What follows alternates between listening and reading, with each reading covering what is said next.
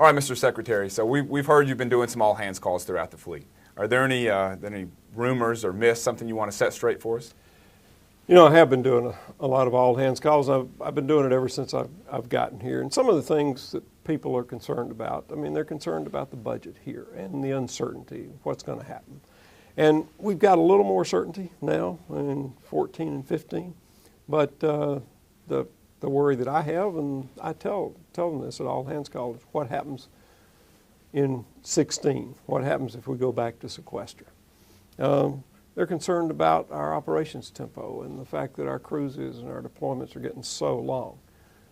And what that does to them, what it does to their families, what it does for planning and this sort of stuff. And, you know, I talk to them about things like we've gone back to, we're increasing CPay, both career CPay and career CPay premium.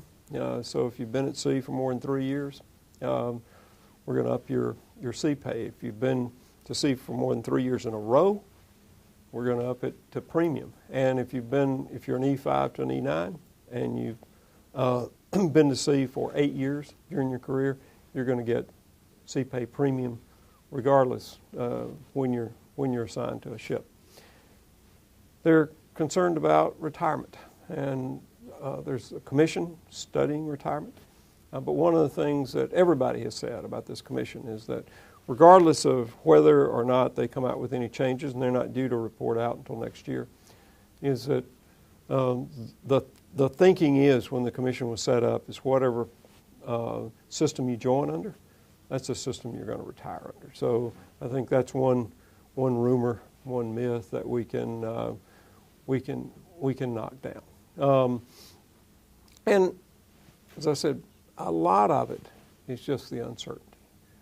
What's it mean for individual sailors? What's it mean for individual Marines? And that's one of the reasons we set up 21st Century Sailor and Marine. So you can go to the website, you can check out some of these rumors. That if somebody tells you something, and I know I was in the Navy, and rumors do get started, and if you don't sort of rumor bust them, they become the truth, or at least what people think on a ship or on a base or whatever. And we got one place you can go on 21st Century Sailor and Marine and look at what's out there. But those are some of the things I've been hearing. And, you know, if you're a sailor out there, I'm probably coming to an all-hands call near you soon. Mr. Secretary, there's been a lot of talk about the Affordable Care Act, or the ACA, and how that relates to TRICARE. How does the ACA affect, say, a sailor getting out of the Navy, or those of us that are still on active duty?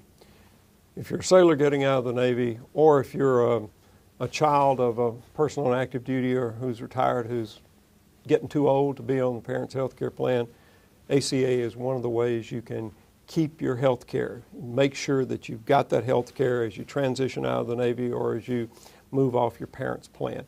It's really important to keep your health care, and this is the way that ACA does it. Doesn't have much of an impact or any impact on active duty. But retirees, keeping TRICARE, that's fine. But if you get out before retirement, look to ACA as a way to keep your health care.